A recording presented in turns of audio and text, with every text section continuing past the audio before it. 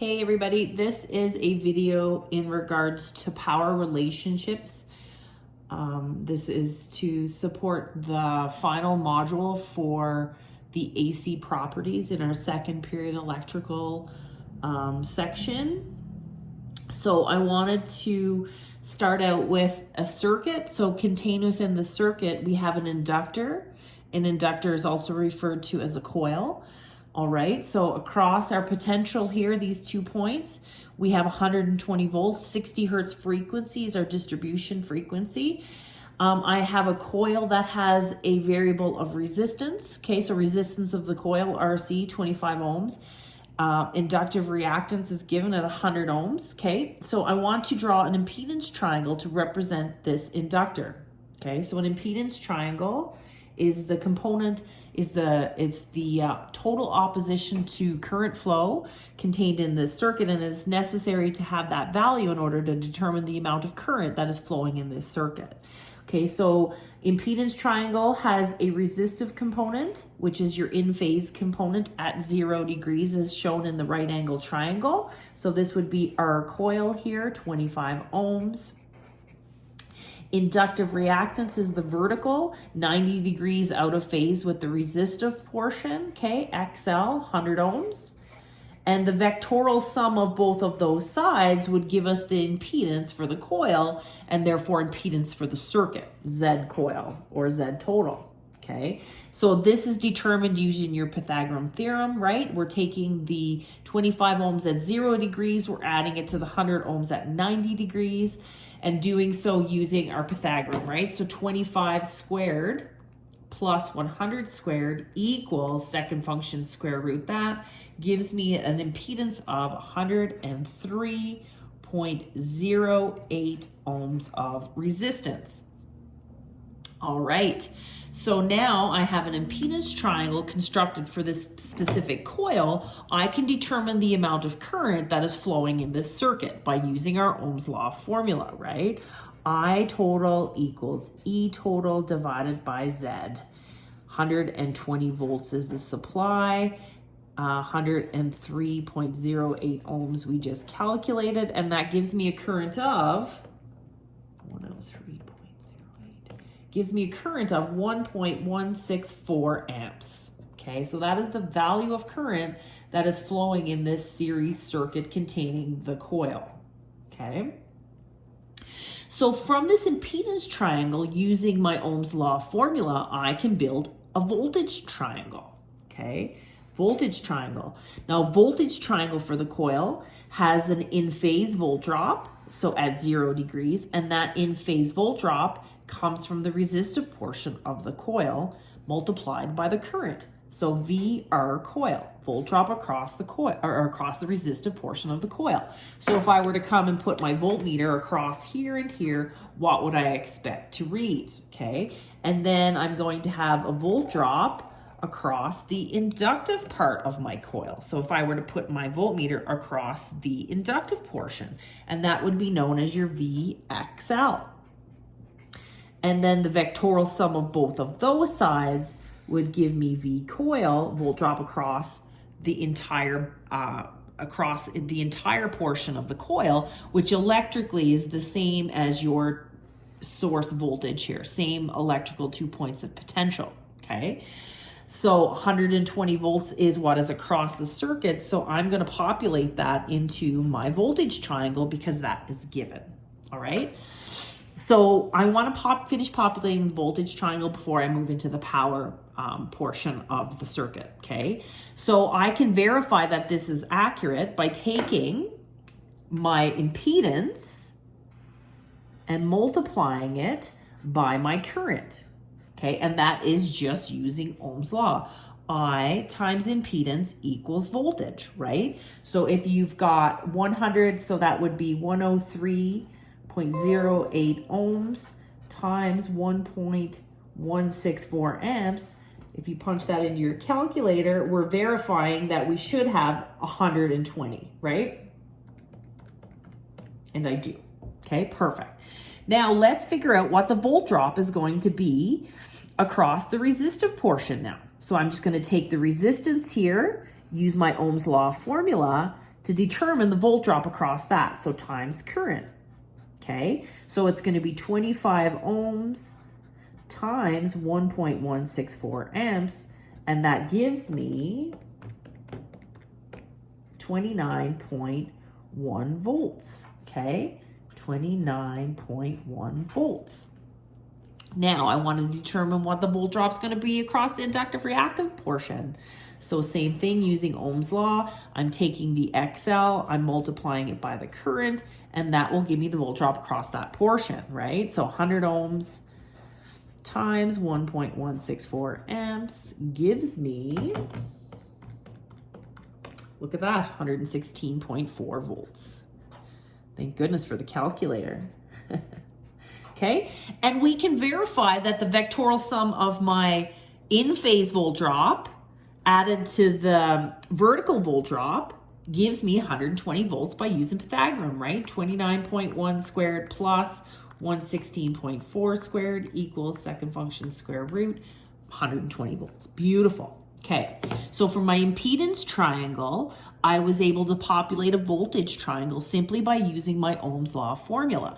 Now let's get into the power portion, okay? I want to draw a power triangle.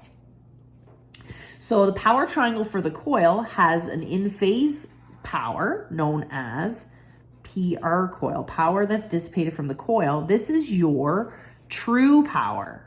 So true power comes from the resistive portion, in-phase portion of your inductor. True power, unit of measurement is watts. Okay? And then the power that comes from the inductive reactance is known as your quadrature power. So the symbol, before I get ahead of myself, the symbol for true power is P. Okay? Unit of measurement is watts. The power that comes from the inductive reactance is symbolized by Q, and it represents reactive power or quadrature power.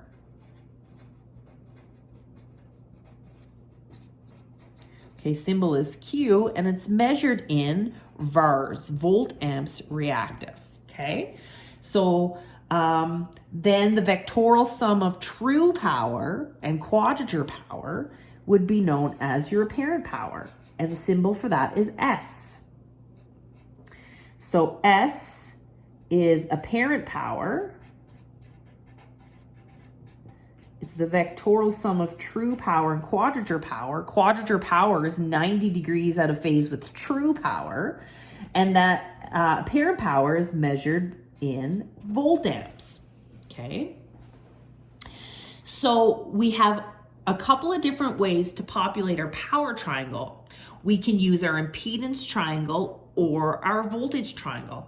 Again, not every circuit is going to give you all of the variables, right? So it depends on what's given in the circuit, but for all intents and purposes for this lecture, I'm using all of the components, okay?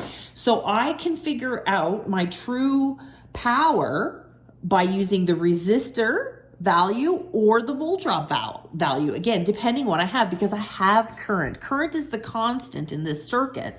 So by using it, I can solve for any unknowns.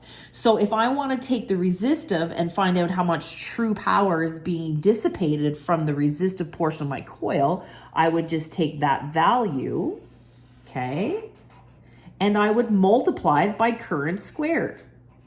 And I want you to be aware that's just your I squared R formula. Okay, so from impedance to power, I'm using my I squared R or I squared XL. Okay, so that would be 25 ohms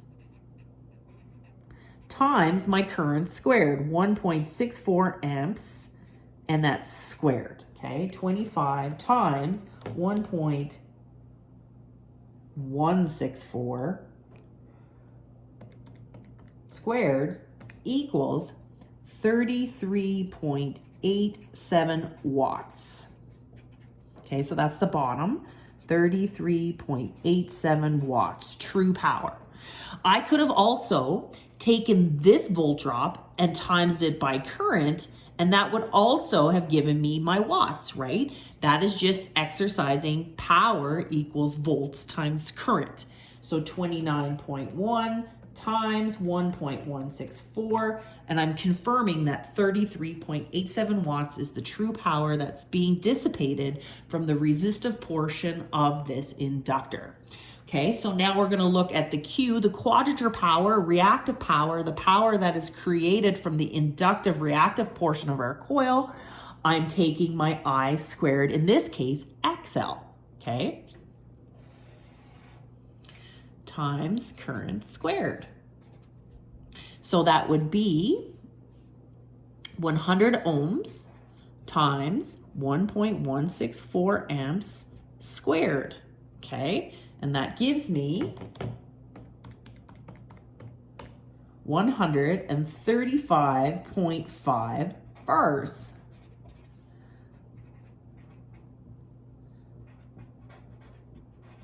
Okay, and I could have also used the volt drop, the same as I did with the power here, to figure out the true power. I could figure out quadrature power using the volt drop across the inductive reactive portion. Again, volt drop times current equals quadrature power, okay? 116.4 times 1.164, verifying 135.5 bars. Okay, so now apparent power is the vectorial sum of true power and quadrature power. So I can find that by taking these two values and Pythagorean them to find out the horizontal, or I can take,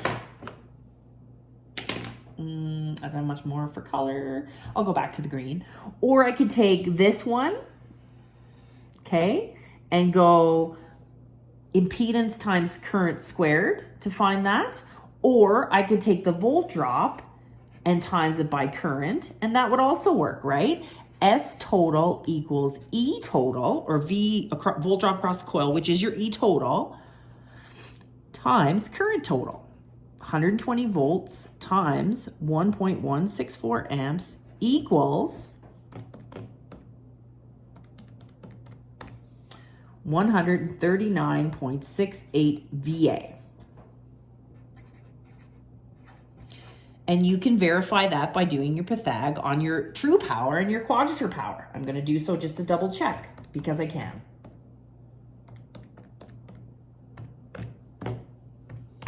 And I verified that that is accurate. Okay, so I just want to take one more opportunity to not only just stress that we are using formulas that we've been using since first period.